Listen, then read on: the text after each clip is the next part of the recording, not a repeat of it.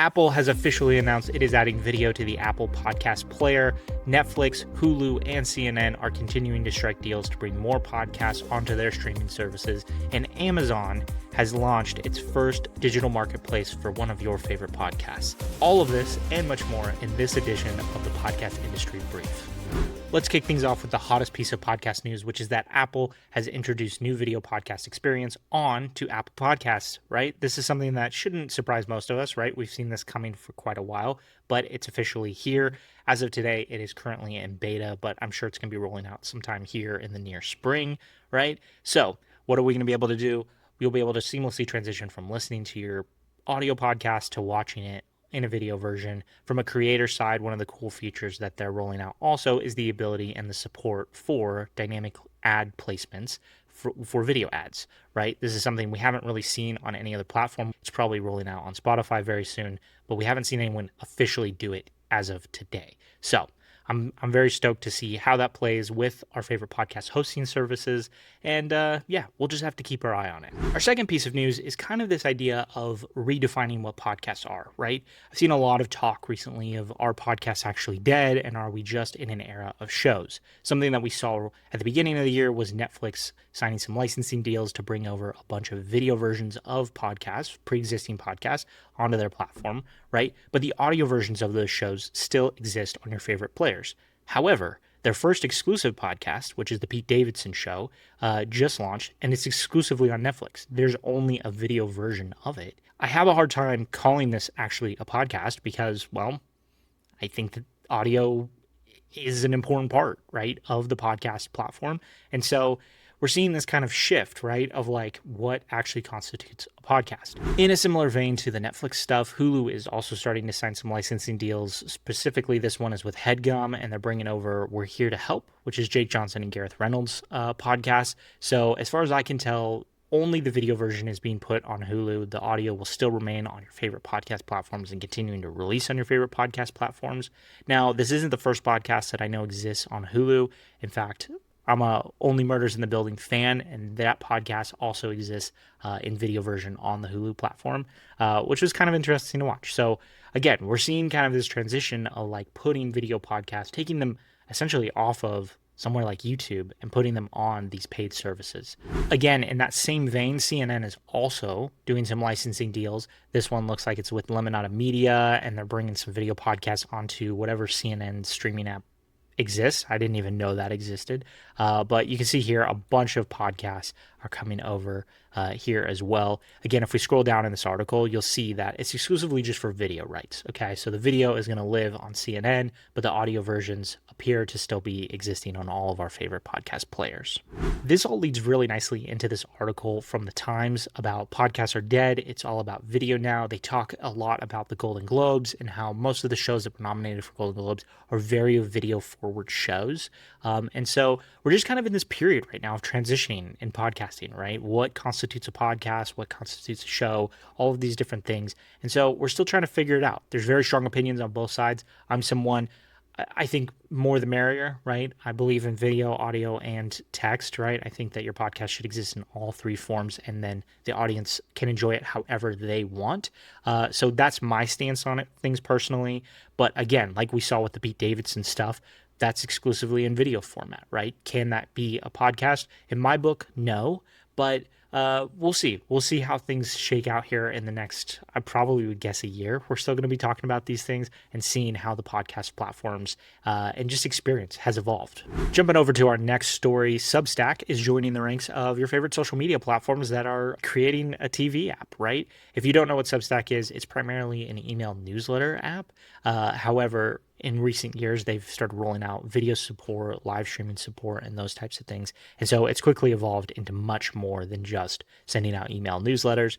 We can see here from this picture, now we've got a TV version with some live streams, some content, all those types of things.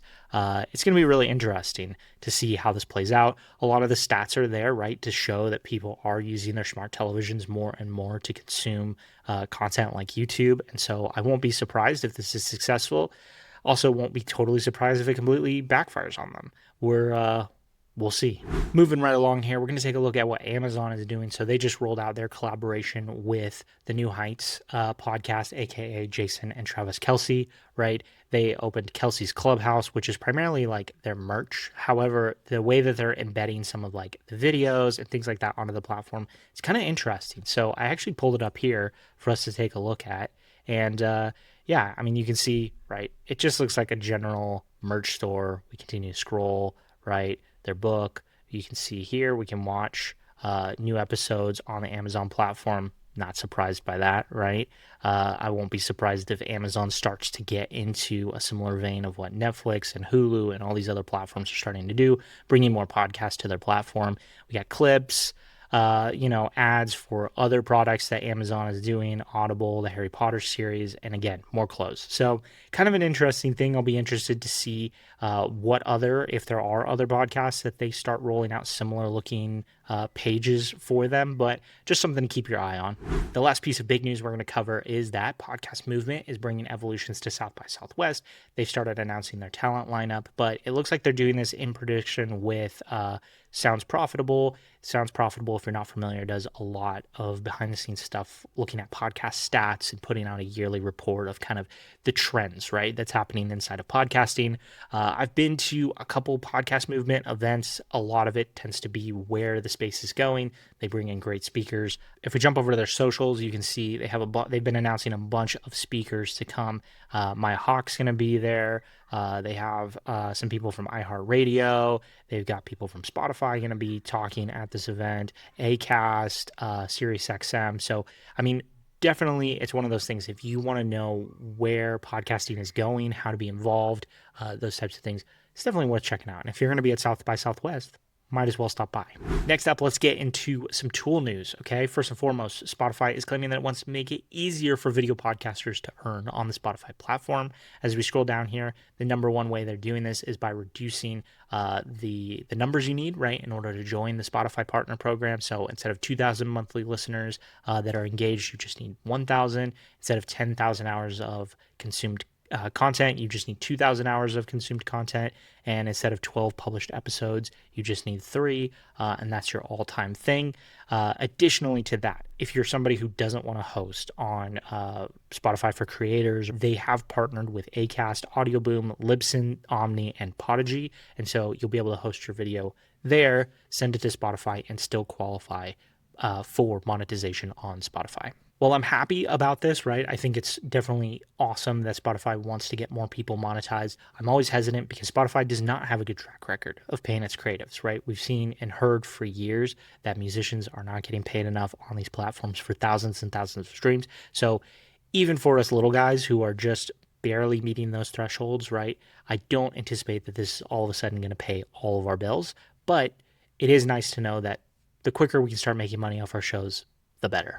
Next up for our tools, Riverside has rolled out some more editing capabilities inside of its mobile app. So if you're someone who edits your podcast on mobile exclusively, Riverside has got your back, right? So magic audio, pause removal, and correct captions have all been added to their mobile app. So go check that out. Descript also had a cool announcement this past month, and that is that Underlord version 2 is rolling out. So if you don't know what Descript is basically a transcription-based audio and video editing platform, and Underlord is their AI kind of assistant that lives inside that project. You can ask it to do all kinds of stuff for you, right? Like remove dead space, you can have it take out retakes, you can have it format videos for you, a bunch of different things that are really, really cool. It also helps with transitioning. If you want to put in like a slide deck show, it can create a video out of that, can create images and video using AI, those types of things. But this new version is supposed to be a lot better, a lot easier to handle with a lot of that stuff. The other thing is that Descript uses AI credits as a system, right? Like very similar to some of the other AI tools, right? You pay your monthly fee, you get X number of AI credits, and when those are up, you either get to renew for the month or you just got to wait your turn. But hopefully with this new V2, we're going to start seeing less credit use from Underlord, and and then lastly, they are always adding new models, LLM models in there for you to choose from. So depending on what you want to do, right? Claude might be the thing you want to use, or OpenAI, Google, Anthropic, whatever. You've got options in there to best fit your needs. So very cool update. I played around with it a little bit. It seems to be working even smoother than usual. So thumbs up to Descript. Another cool tool update that happened within the last month was that Apple announced Creator Studio. So you can now pay a monthly fee and get access to some of its most premier products, right? Things like Final Cut Pro, Logic Pro, Compressor, Mainstage, all these types of things, right? So if you're creative and maybe don't want to shell out every year for that big update, you can now just pay a monthly fee and get access to a bunch of these. A lot of them work on both your Mac and your iPad. And so being able to transition seamlessly between those two is going to be really, really cool. But if you're creative or just kind of getting in the creative space, this might be a good option for you. Opus Clip also has some new updates. They just rolled out their iOS app. You can see here, you can now actually create a project on the go, right? You can view your clips. You can maybe do a little bit of cleanup work, and then you can download and post. It looks like you also have access to their social scheduler, as well as doing some basic editing inside of the app. I'm going to link this video here as well from them. It walks you through the whole process of how it works. But Opus Clip is pretty cool. I've used it before. It's definitely, it's a plug and play. It's super easy to do, and I think pretty solid product all around. Another tool I wanted to bring up and honestly kind of get some people's opinions on, so drop them in the comments, whatever you think of this tool. But Wondercraft has been something that I've kind of looked at before. A lot of it has to do with AI generated podcasting, right? Submitting a script or a topic and things like that, and having it craft most of, if not all of the podcast for you. But they recently announced that they are going to roll out some AI video creation tools. And one of the big promises, or one of the big things they're kind of pushing, is less of a prompt-based video editing type thing, but creating videos that are actually like long, right? That go with your sales pitch, that go with your podcast, those types of things. I'm interested to see how it is. I still think AI video just kind of looks not great. And so I don't know. I'm just interested to see how tools like this perform over time, and if they're actually like worth it, or if they're just kind of a flash in the pan thing. But yeah, take a look at this article. Let me know what you think. And if you've used Wondercraft before, let me know a little bit more about it, because I'm just not super familiar with it, but I just thought it was kind of interesting that they're pushing this for kind of creating video podcasts. So yeah, let me know your thoughts. Last thing on the tool updates that I wanted to cover was auto dubbing on YouTube. Okay, so this is Neil Mahan. This is a post on Threads that he put out talking about how auto dubbing is now available to all YouTube channels, and they've expanded the library to 27 languages. Or expanded the library from 27 languages. 8 of those languages are powered by expressive speech, which captures your original tone, the pacing, the energy of a speaker, plus new language controls let you decide which language you want to hear and read on YouTube.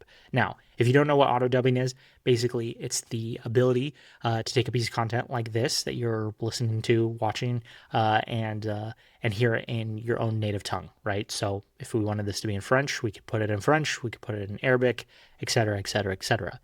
In the same way, for content creators who are maybe French and speak French, right? I could watch it in English, right? And a language that I speak. And so it is really cool. It's something I've been seeing a lot more on YouTube and actually watching videos.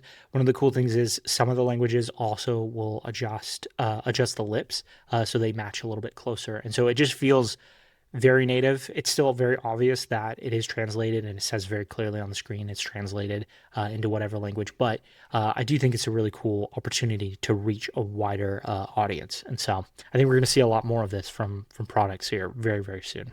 We're almost done, but not quite yet. I did want to hit on my tool of the month. This month, I'm going to talk about Overlap AI. I just met these guys. I had a demo call with them, and what they're building is super, super cool. So this tool is specifically for probably bigger brands and bigger podcast networks out there. So if you've got a dozen shows or even 6 shows, something like that, you can see down here a bunch of iHeartRadio, Your Mama's House, these brands that have a bunch of shows under them. But basically the way that this works is, instead of individually taking your content and feeding it into a clip maker or having a video editor clip your content for you, you can put it into here and it will go through your content, clip out some of the best clips, create captions for you. It can even schedule them for you. It'll put it back in a folder in a Google Drive for you. All these great, amazing ways to do it. It kind of feels very similar to Zapier. If you're familiar with that, you can build workflows of like, I put this folder here and then it does all these different things and it sends 6 emails and it does all these different things. It's very similar to that, very customizable. The guys over there are building something really cool, and they're very open to feedback and stuff like that. So if this is you, take a look. There'll be a link down below. Go check it out. This is not sponsored in any way. It's just a cool product that I came across. The last thing I want to cover before we go is PodGround. I just found these guys over on Threads, and one of the cool things that I think they're doing is this program that's micro grants. And you can see it's currently closed, but I'm sure if you follow their newsletter or you follow them over on socials, you'll start to see when things pop up. But one of the main things that they did, which I thought was really cool, is recently they awarded two $500 grants to two podcasters, okay? And that can help cover the cost of gear or hosting or maybe some other things for your podcast. And this is something that for small guys like myself and like a bunch of other people I know, $500 can go a very long way, right, in our content creation journeys. And so definitely a really cool program. I'm going to look more into it and probably apply in the next round. Well, that about does it for this month's edition of the Podcast Industry Brief. I appreciate you for sticking with me. If there's stories I didn't cover, I would love, drop them down in the comments below. I would love to check those out. Or if there's stories you think I should cover in the next month's edition, leave them down there for me as well. You can also follow me over on socials at the Jacob Gooden. That's Gooden, and drop me a DM or anything like that. But I'm looking forward to seeing what this next month has got to bring. All right, we'll catch you next time.